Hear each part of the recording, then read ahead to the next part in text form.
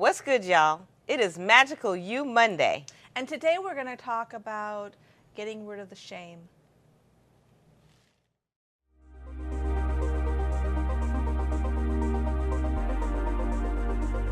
Welcome to the Renegade Relationship Realists with Reverend Marquita Pierre McAllister and Rachel Dilling. Please be advised, this channel is rated R for realism. Hi, I'm Rachel. And I'm Reverend Marquita. And today we're talking about how to get rid of the shame. So first of all, let's define what is shame. And shame, there's a big debate. Is shame a good thing or is it not a good thing? And I would say that shame is not a good thing because it destroys our self-esteem and it isolates us. And one of the things that people are always striving for, and that is connection. Absolutely. Emotional and physical connection with other human beings. Absolutely. I actually think that's why we're here on this planet. And what shame does is it actually creates a wall that isolates because we're not willing to be vulnerable if we're feeling shameful.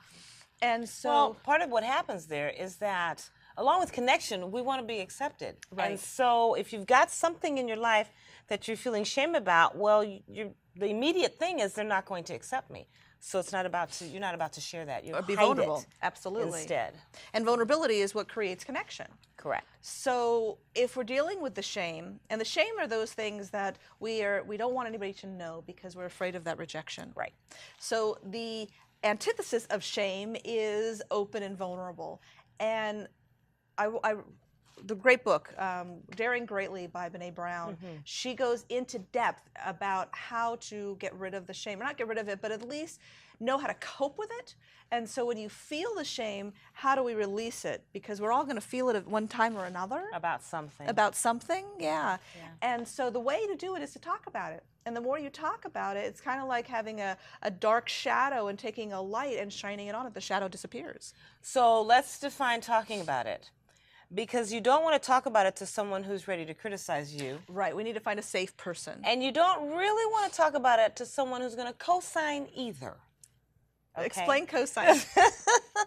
Or one-upmanship. Oh, that too. Yeah, I did that too, so I know because, and then they go into their story, and now you're co-signing, and you haven't really cleaned and cleared anything. What you've done is said, it's okay that I've done that, but everybody does that, and so... And then you go about with the same, it's a lower level vibration. When so it gets rid of the shame, but it doesn't release it. Correct. It's still in there. Right. All right. So what we want to do is learn how to actually release it. And there's a few ways to do that. One, so talk to someone, it could be a therapist or just a really good friend who knows how to support you and allow you to express it without going, yeah, me too. So it's finding that confidant. Absolutely. It's a confidant who allows you to express it. And then hopefully it's someone who is either trained or at least understands. And guess what? There's more to you than that incident.